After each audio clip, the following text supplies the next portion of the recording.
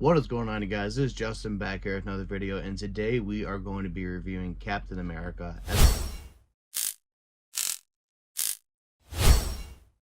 As I told you guys before in my previous video, we are going to be doing an MCU rewatch, and we are doing it in the Disney Plus timeline order. So we are going to be doing Captain America today, and the next week we will be doing Captain Marvel.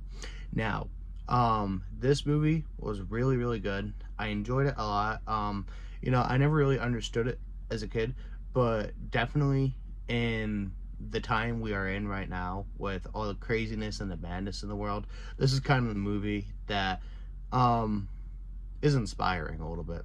So yeah, we are going to be talking about Captain America. Let's get right into this. Now, we have the origin of the little guy, Steve Rogers.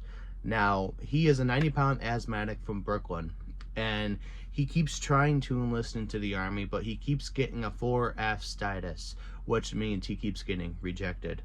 So, he goes to the Stark Expo with Bucky. They basically get a double date going on or whatever, and he meets this doctor, Dr. Abraham Erskine, and he finds out that Steve has been lying on his medical form, but he sees the heart and soul he puts into trying to enlist, and he asks him, he says, "Why do you want to enlist so bad? I mean, you're putting your life on the line." And he tells him, "My mom was in it, my dad was in it, they both passed away, my friend Bucky is going into it. I don't want to be the one left behind." So he tells him, "I don't want to kill anybody, I just don't like bullies." So Erskine likes what he hears, and he says, "Okay, all right, you are going to be approved for this. I'm approving you right now, and me and you, we are going to do the super soldier serum on you." Now, they get into the camp. Now, like I said, Steve is a small one. We get a montage of him being bullied by the guy that Tommy Lee Jones, which is the captain of the army, Colonel Phillips. He wants this guy to be the project for the super soldier serum. Well, he takes a dummy grenade and he throws it out to see who will do anything about it. And of course, Steve is the only one that jumps on it. He covers it, and Tommy Lee Jones doesn't like it. He looks at Dr. Erskine and he says, "You know what? He's still skinny." But anyways, they still go ahead and they do the super soldier serum, obviously, because if they didn't, we wouldn't have the movie. But they do it, and Steve becomes a super soldier serum, and with that is a horrible tragedy. Dr. Erskine is killed.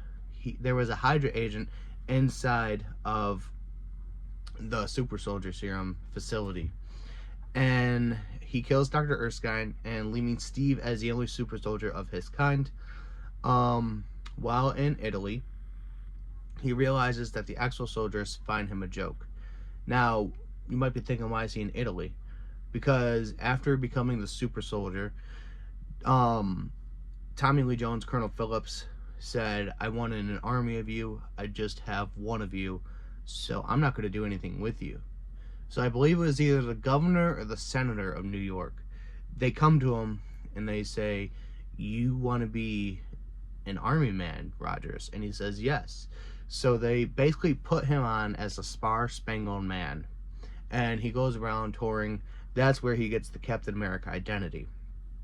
Now, while he's there, he learns from Peggy Carter in Italy that his best friend Bucky's team has been captured. The 107th has been captured by Hydra.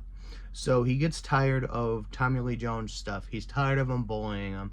So he basically just packs up Peggy Carter and Howard Stark, and he says, "I need you to take me to where this Hydra base is, because I am going to be the one to save the 107th. And he eventually does do that. He comes back with everybody. Well, not everybody. Some of them die in action, but he finds Bucky as well.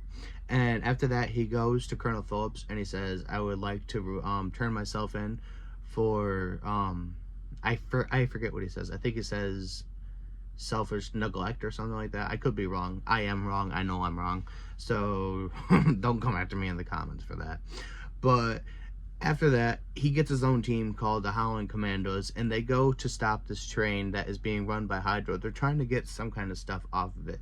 And during that, there is, we find out that Howard Stark makes this shield for him that he gets before they go on the mission, and it's the vibranium shield, and it's the Captain America shield, basically. So after that, they are on the mission, and they are going to capture a Hydra scientist, Arnim Zola. There is something big and bad that happens, and there's a big hole ripped in the side of the train, and Bucky falls from a high-speed train into a snowy ravine and is presumed dead. This is Steve's deepest emotional low point, and it is very crazy. I mean, the rest of the movie, he is just like out for blood. Now, after this, he goes on his final assault. He leads an assault on Red Skull's base, and he boards a massive bomber plane aimed at New York. It's called the Valkyrie. This is where Red Skull has the Tesseract. This is where we find out about the Tesseract. And obviously, Steve doesn't know what the Tesseract is. He's just trying to stop this plane from going into New York. So obviously, throughout the movie, we know that Steve and Peggy have a thing for each other. And we do find out that Steve eventually has to sacrifice himself. Now, earlier in the movie, this is where they kind of get you. Earlier in the movie, we find out Steve is inside the Valkyrie, and he tells Peggy he has to put the plane in the water. And he knows if he does, he's going to have to sacrifice himself. So him and Peggy had made a date in the movie, and he tells her he's going to need a rain check because he's not going to be able to make it to that date. And eventually, there's a heartfelt moment between Steve and Peggy, and Steve puts the plane in the water. Now, after that, Steve wakes up and he hears a familiar baseball game that is playing in the background. And there's a nurse that walks in, and she asks him how he's doing. And he goes, "Where am I?" And she goes, "What are you talking about?" And he goes, "This is a baseball game from 1941. I know because I was there. Where am I?" And she's like, "Oh, I really don't know what you're talking about." So Steve busts out of the room, and he's running off, and she calls for help. And then Steve runs into Times Square, and all of a sudden, all these cars block him in, and Nick Fury comes out, and he says, "At ease, Captain." And after that, he's looking around, and he says, "Are you okay?" And he goes, "No, yeah, I'm fine." And he goes, "Well, what's wrong?" And Cap looks at him, and he goes, "At a date." And after that, obviously, the movie ends after that. And we get a post-credit scene, but the post-credit scene it's the trailer for the Avengers. But yeah, all in all, I really like this movie. Wasn't necessarily one of my favorites growing up, but this movie has really grown on me now that I'm more older and I'm an adult now. And yeah, like I said in the beginning, during the time we live in now, this is a great movie to watch, especially with all the crazy stuff that's happening.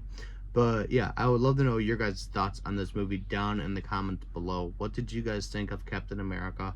Obviously, it's been out for over 10 years now, so you've had a lot of time to watch it. But yeah, I'm excited to do this MCU rewatch with you guys. We are on the road to Doomsday. We have Wonder Man coming out in about 2 weeks, and I cannot wait to get this party started. So I hope you guys have a good one, and stay safe out there. Peace.